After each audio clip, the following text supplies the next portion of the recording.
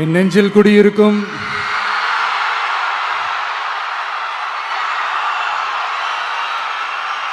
கரூர் சொந்தங்கள், உங்கள் அனைவருக்கும் என்னுடைய வணக்கம்.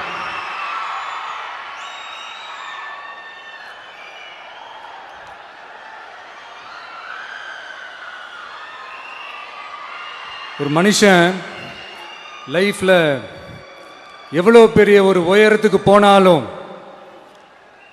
மனசளவில் சில வலிகள், காயங்கள் அதை மறக்க முடியாது இல்லையா? எல்லார் லைஃப்லையும் அப்படி தான், நமக்கும் அப்படி தான். நிறையா வலிகள், காயங்கள் எல்லாத்தையும் தாண்டி தான் வந்திருக்கிறோம். ஆனால் எல்லாத்தையும் விட ரொம்ப ஜாஸ்தியான அந்த வலியும் அந்த காயமும் எனக்கு அந்த கரூர் சம்பவம் தான்.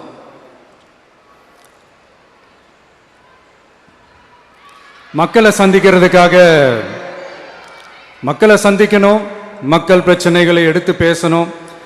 அதுக்காக தான் அந்த மக்கள் சந்திப்பு பயணத்தை தொடங்கி திருச்சி, அரியலூர், நாகப்பட்டினம், திருவாரூர், நாமக்கல், கரூர் அப்படின்னு சொல்லிட்டு போயிட்டு இருந்தோம்.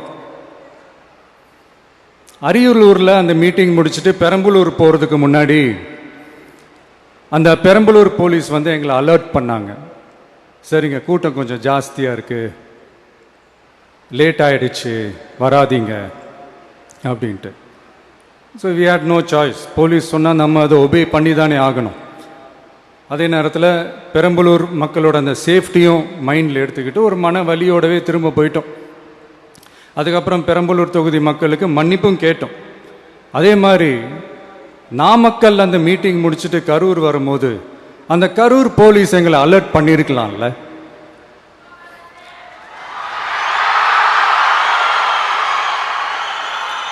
இல்லை சார், இங்கே எதிர்பார்த்ததை விட கொஞ்சம் கூட்டம் அதிகமாக இருக்குது, கண்ட்ரோல் பண்ண முடியல, வராதிங்க.